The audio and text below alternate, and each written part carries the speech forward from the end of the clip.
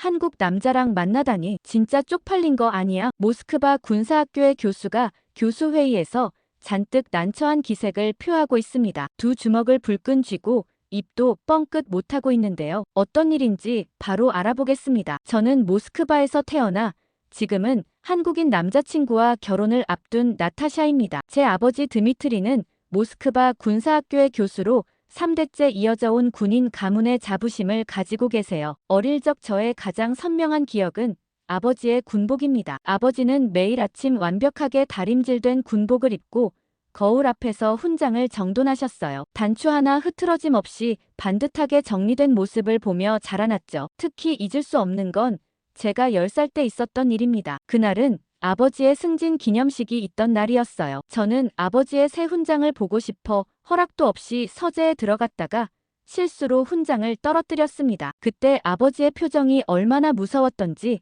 지금도 생생해요. 아버지는 이 훈장 하나하나가 러시아의 긍지이자 우리 가문의 역사라고 말씀하셨습니다. 그날 이후로 저는 아버지의 군인 정신을 더 깊이 이해하게 되었죠. 매주 일요일이면 아버지는 저를 데리고 군사박물관에 가셨어요. 러시아가 얼마나 위대한 나라인지 설명해 주시면서 우리 가문이 3대에 걸쳐 조국을 지켜왔다는 이야기를 자랑스럽게 들려주셨습니다. 할아버지는 2차 세계대전에서 독일군과 싸우다 전사하셨고 증할아버지는 소련 시절 최고의 장군이었다고 해요. 아버지는 그분들의 사진을 서재에 모시고 매일 아침 인사를 드리실 정도로 가문의 역사를 소중히 여기셨습니다. 특히 기억에 남는 건 제가 16살 때였어요. 학교에서 있었던 역사 수업 시간에 저는 러시아의 군사력이 미국보다 약하다고 말한 적이 있었는데 그날 저녁 아버지께 큰 꾸중을 들었습니다. 아버지는 3시간 동안 러시아 군사력의 우수성과 역사에 대해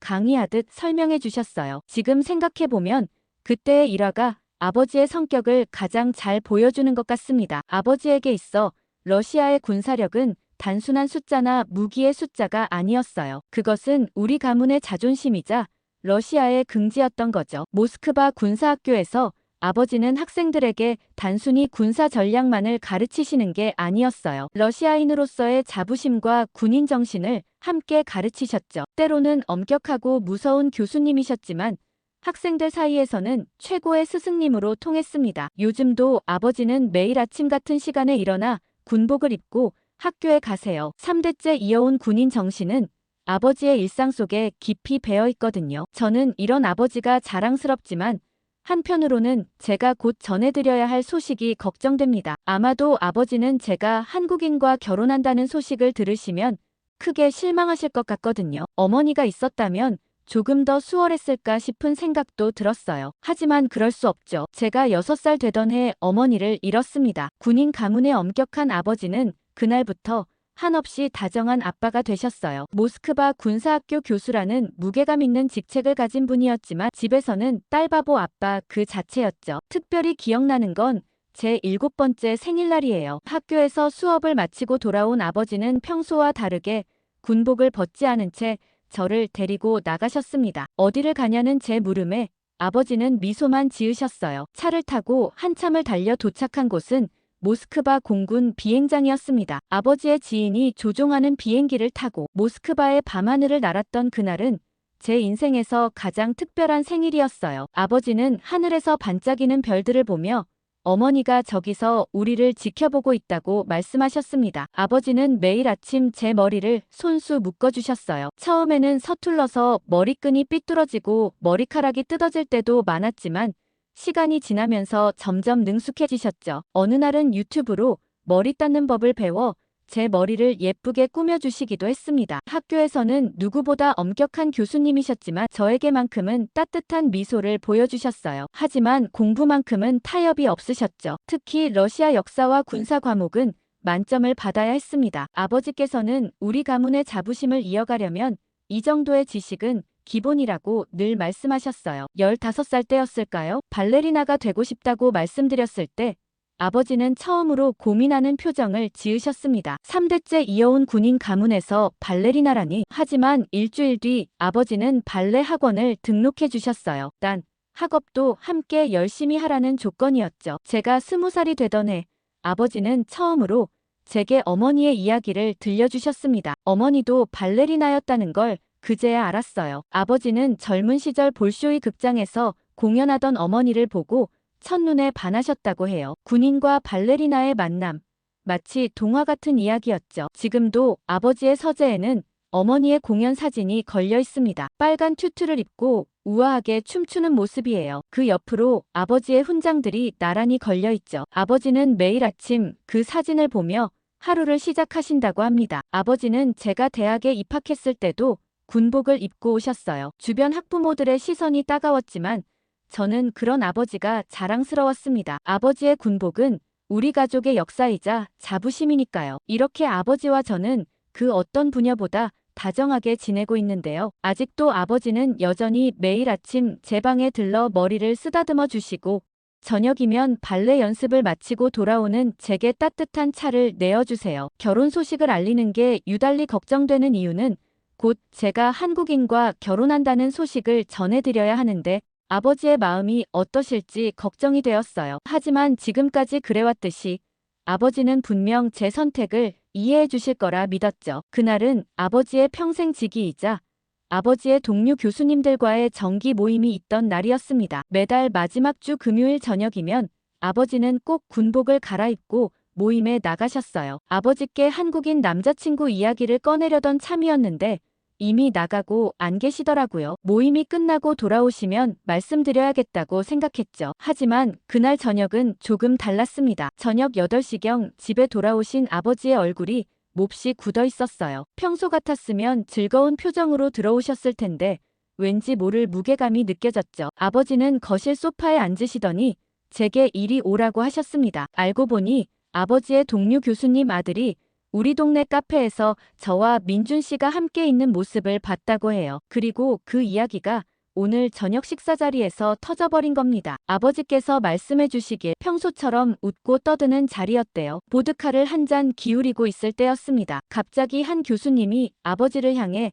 제가 한국 사람과 결혼한다는 게 사실이냐고 물었다고 해요. 그 순간 아버지의 손에서 술잔이 떨어졌다고 합니다. 순간 식당 안이 쥐 죽은 듯 조용해졌대요. 아버지는 그게 무슨 소리냐며 부인하셨지만 그 교수님의 아들이 직접 봤다는 말에 할 말을 잃으셨다고 합니다. 모두가 아버지의 눈치를 살폈다고 해요. 한 교수님이 조심스레 입을 열었답니다. 러시아의 자존심을 지켜온 드미트리 교수의 딸이 어떻게 그런 선택을 할 수 있느냐고, 특히 한국이라는 작은 나라 출신이라니 더욱 이해할 수 없다고 말했다고 해요. 아버지는 그 자리에서 자리를 박차고 일어나셨대요. 평생을 함께 해온 동료들 앞에서 체면을 구기고 싶지 않으셨나 봅니다. 하지만 그들의 말이 완전히 틀린 것은 아니었기에 더욱 마음이 아프셨다고 해요. 집으로 돌아오는 차 안에서 아버지는 계속 한숨만 쉬셨대요. 그리고 아버지는 제 눈을 똑바로 보시며 이게 모두 사실이냐고 물으셨어요. 저는 고개를 끄덕였죠. 아버지의 한숨 소리가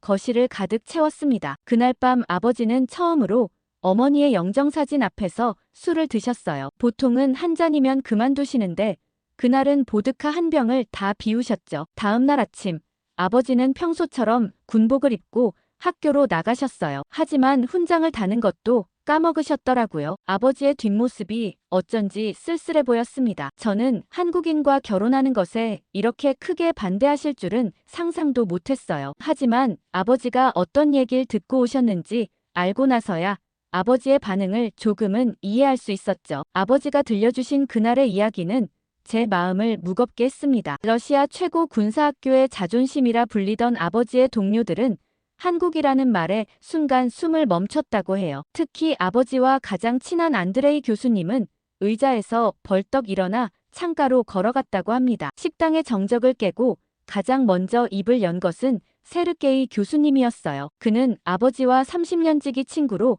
저의 대부이기도 합니다. 세르게이 교수님은 이게 무슨 농담이냐며 웃으려 했지만 아버지의 굳은 표정을 보고 말을 잃었다고 해요. 그때 옆자리의 니콜라이 교수가 한국은 미국의 속국 아니냐며 비아냥거렸답니다. 러시아의 최대적인 미국의 영향력 아래 있는 나라라고. 저녁 내내 침묵하던 안드레이 교수님은 창가에서 돌아서며 한국이 얼마나 작은 나라인지 아느냐고 물었대요. 아버지는 그 자리에서 주먹을 꽉 쥐었다고 합니다. 평생을 자랑스럽게 여겨온 딸의 선택이 동료들의 조롱거리가 되는 순간이었으니까요. 게다가 안드레이 교수님은 계속해서 말을 이어갔다고 해요. 한국은 러시아 영토의 60분의 1도 안 되는 작은 나라라고, 게다가 분단국가라며 비웃었답니다. 식당 구석에서는 젊은 교수들이 수군거리기 시작했어요. 드미트리 교수의 딸이 한국인과 결혼한다는 소식이 내일이면 학교 전체에 퍼질 것이 뻔했고, 순간 아버지의 체면은 순식간에 무너져 내렸다고 해요. 더 견디기 힘들었던 건 이반 교수의 말이었답니다. 그는 제가 어렸을 때부터 봐왔던 분인데 한국인들은 성형수술을 많이 해서 진짜 얼굴을 알 수 없다는 말까지 했대요. 아버지는 그 순간 테이블을 내리치며 자리에서 일어나셨습니다. 그러자 표도르 교수는 한국군은 미군의 지휘 아래 있는 군대라며 비웃었대요. 3대째 이어온 러시아 최고 군사 가문의 딸이 그런 나라의 남자와 결혼한다는 게 말이 되느냐고 했답니다. 아버지는 그 자리에서 아무 말도 하지 못하셨어요. 평생을 바쳐온 군인으로서의 자존심, 러시아인으로서의 긍지가 순식간에 무너져 내렸다고 하더라고요. 하지만 곧 이 편견들이 모두 깨질 거라는 걸 저는 알고 있어요. 민준 씨를 만나면 아버지도 동료들도 한국에 대한 생각이 완전히 바뀔 테니까요. 저는 아버지께 민준 씨를 한번 만나면 달라질 거라고 얘기했지만 아버지는 저를 보고 싶어 하지도 않으시는 것 같았어요. 아버지의 마음을 돌리기 위해 저는 매일 아침 일찍 일어났습니다. 아버지께서 군복을 입으시기 전, 그리고 훈장을 정리하시기 전 시간이었어요. 아버지의 방 앞에서 무릎을 꿇고 앉아 기다렸습니다. 처음에 아버지는 제가 보이지 않는다는 듯 지나가셨어요. 평소와 다름없이 군복을 입고 훈장을 정리하셨죠. 저는 아버지께 민준 씨를 한 번만 만나달라고 부탁드렸습니다. 하지만 아버지는 아무 말씀도 없이 집을 나가셨어요. 다음 날도 같은 상황이 반복되었습니다. 저는 어머니 이야기도 꺼냈죠. 어머니께서는 항상 사람의 진심을 보라고 하셨다고, 민준 씨를 한 번만 만나보시면 아버지도 그의 진심을 알 수 있을 거라고 말씀드렸습니다. 아버지는 잠깐 걸음을 멈추셨다가 이내 다시 나가셨어요. 일주일이 지나도 상황은 변하지 않았습니다. 하지만 저는 포기하지 않았어요. 매일 아침 아버지의 방 앞에서 무릎을 꿇고 기다렸죠. 때로는 아버지께서 좋아하시는 러시아 군가를 작게 흥얼거리기도 했어요. 그렇게 열흘째 되는 날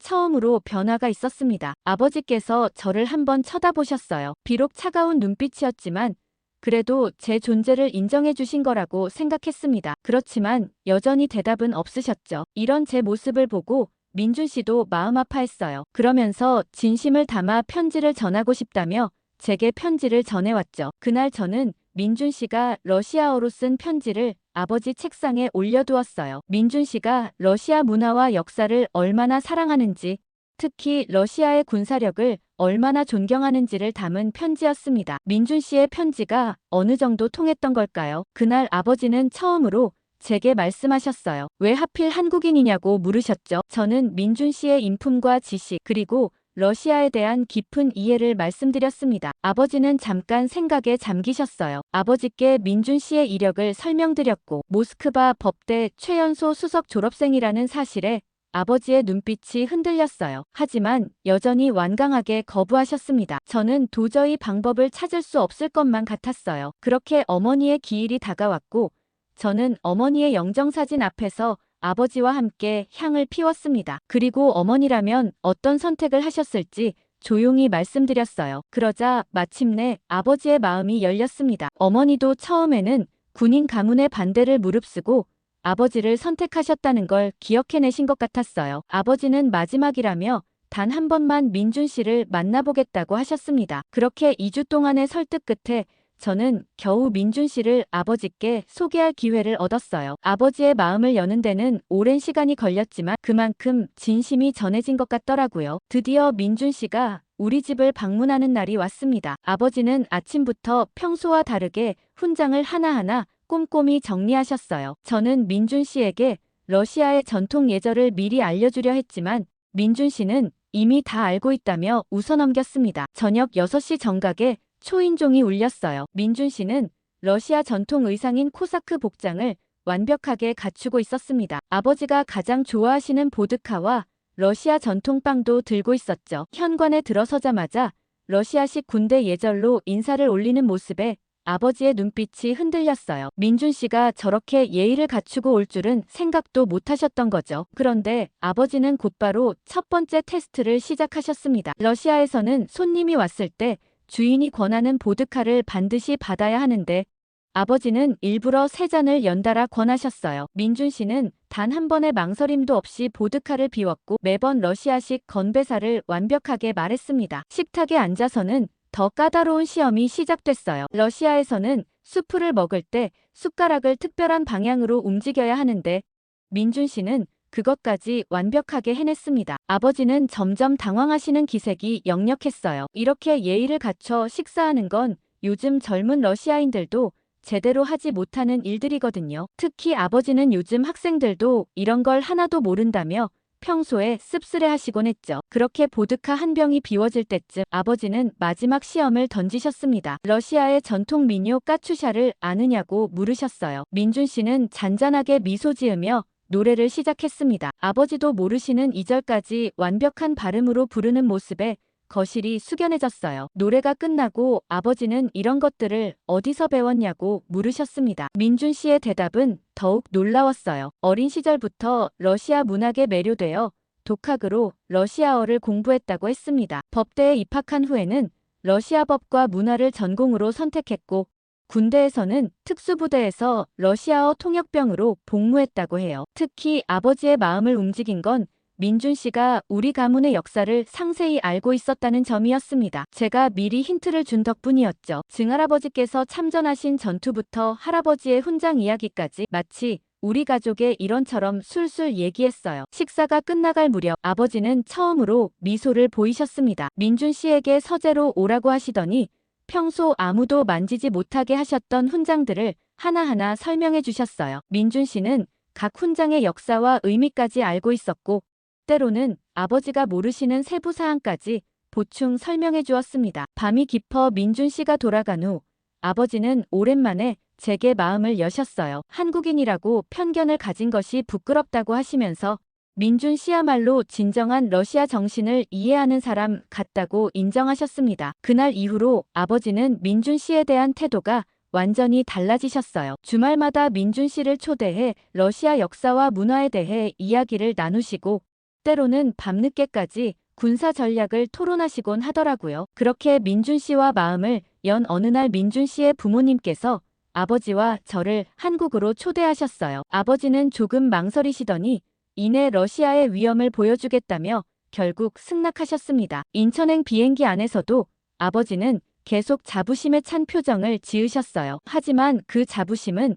인천공항에 도착하자마자 흔들리기 시작했습니다. 아버지는 모스크바 공항에서 늘 2시간 이상 걸리던 입국 수속이 30분 만에 끝나는 것을 보고 놀라셨어요. 심지어 입국 심사대의 직원들은 모두 밝게 인사를 건넸고 외국인들을 위한 전용 통역 기계도 있었습니다. 아버지는 많이 놀라신 듯 했어요. 게다가 수화물을 찾으러 가는 길에 아버지는 자꾸 주변을 둘러보셨어요. 러시아 공항의 낡은 시설과 달리 인천공항은 마치 미래도시처럼 첨단 시설들로 가득했습니다. 특히 자동 수화물 시스템을 보시고는 연신 고개를 저으셨어요. 공항을 나서자 민준 씨가 보낸 차가 우리를 기다리고 있었습니다. 검은색 고급 세단이었어요. 아버지는 이런 차는 러시아에서 장관급만 탈 수 있다고 하셨는데 알고 보니 한국에서는 흔한 차종이었죠. 서울로 향하는 길에서 아버지는 처음으로 말을 잃으셨어요. 도로의 깔끔함과 질서정연한 차들의 행렬, 그리고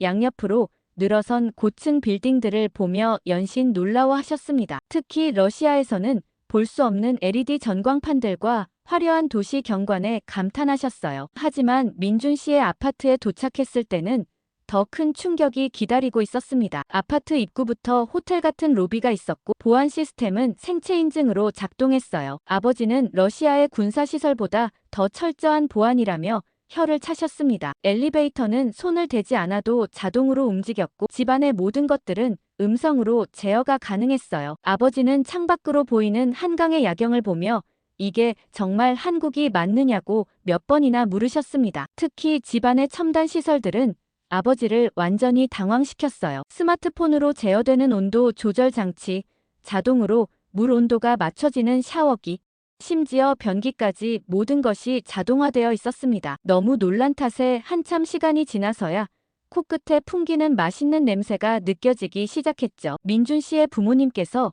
저희를 위해 일주일 전부터 준비하셨다고 해요. 특히 러시아 손님을 위한 메뉴 구성에 많은 신경을 쓰셨어요. 저녁 식사 자리에 들어서자 아버지의 눈이 커지셨습니다. 테이블 위에는 러시아식 테이블 세팅이 완벽하게 되어 있었어요. 심지어 러시아 전통 식기까지 준비해 두셨더군요. 알고 보니 민준 씨 어머님께서 러시아 식문화를 공부하시고 준비하신 거였어요. 첫 메뉴로 나온 송이버섯 수프는 보르시처럼 진한 맛이 났습니다. 어머님께서 러시아 사람들이 진한 맛을 좋아한다는 것을 연구하셨다고 해요. 아버지는 첫 숟가락을 드시고 놀란 표정을 감추지 못하셨습니다. 메인 요리로는 한우 갈비가 나왔어요. 고기를 썰어놓은 모양까지 러시아식 스테이크와 비슷하게 준비하셨더군요. 특히 곁들여 나온 김치는 러시아식 절임 채소와 비슷한 맛이 나도록 특별히 담그셨다고 합니다. 후식으로는 수정과와 러시아 전통차를 함께 준비해 주셨어요. 게다가 러시아 디저트인 프라니키와 비슷한 한국식 과자도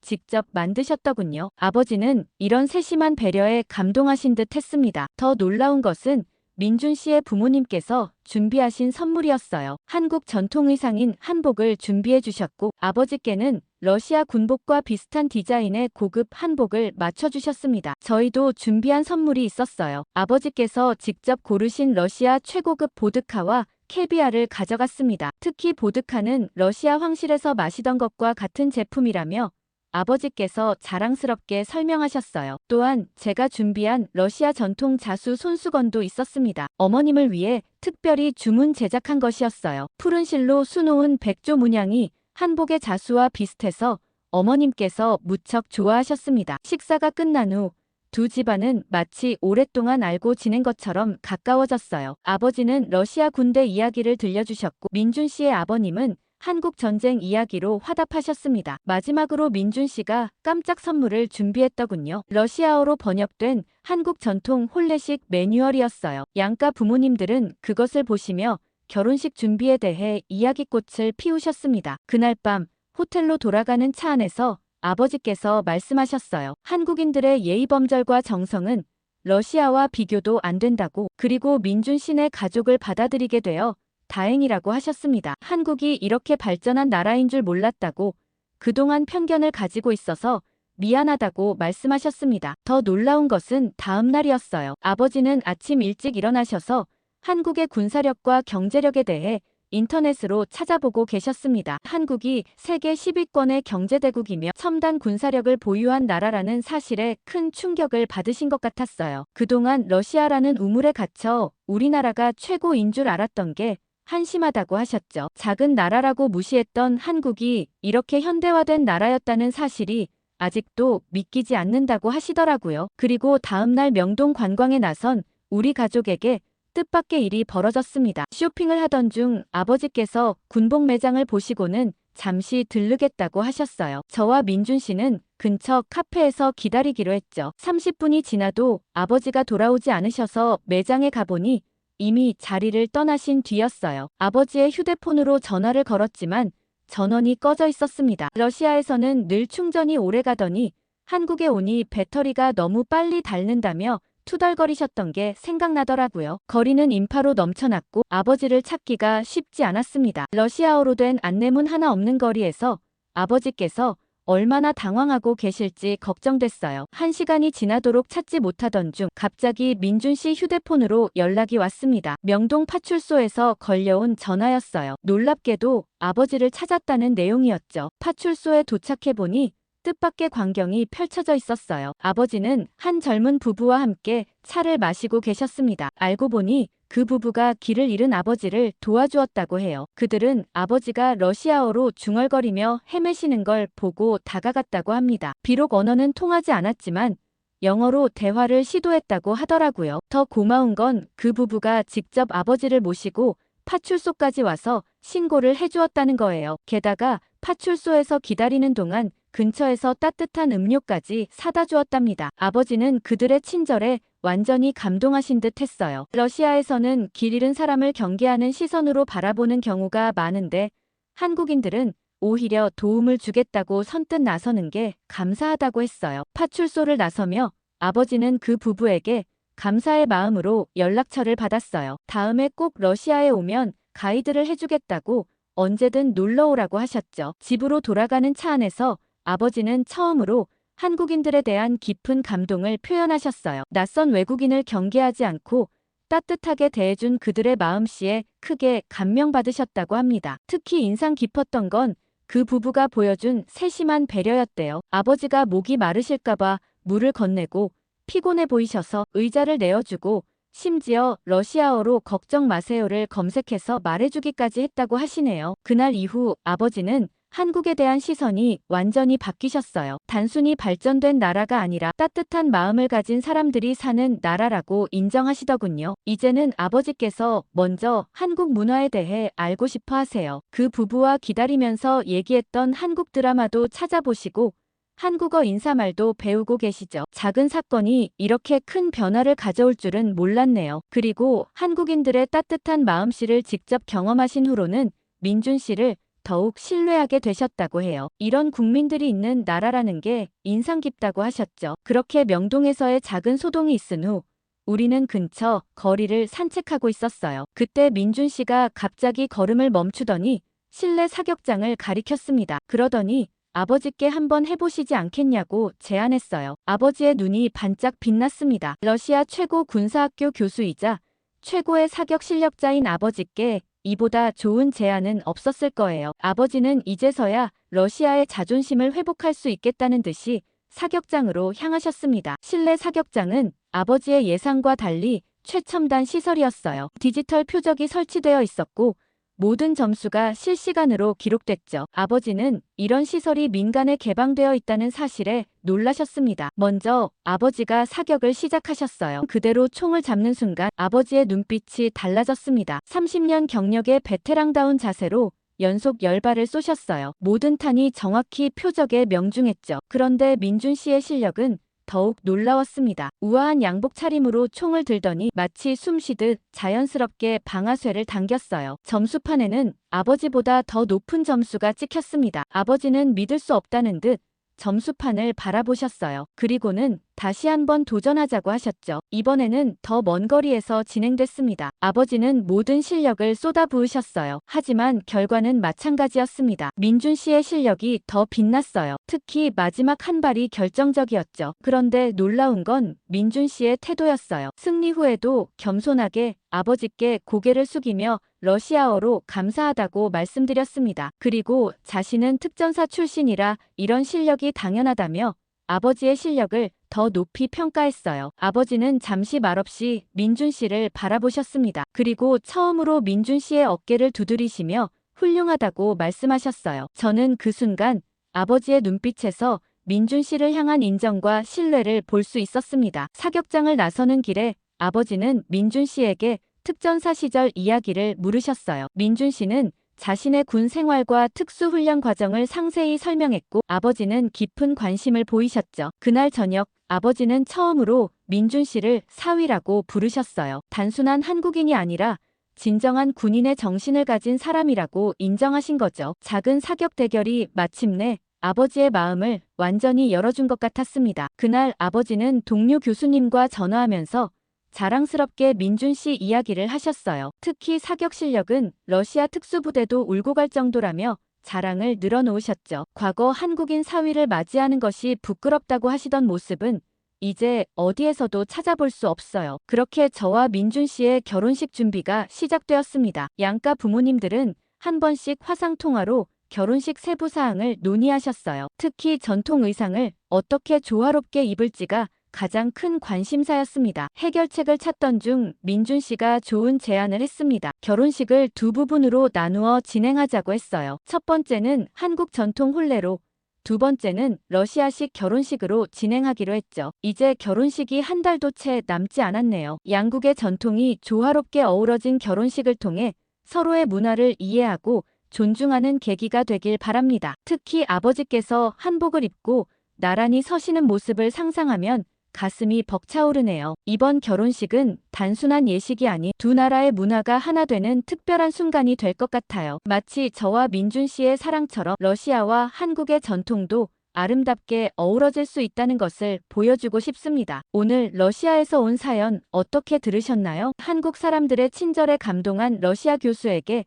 한국의 좋은 점을 댓글로 더 많이 알려주시면 좋겠습니다. 구독과 좋아요 꾹 눌러주시고 더 좋은 사연으로 돌아오겠습니다. 감동 필름이었습니다.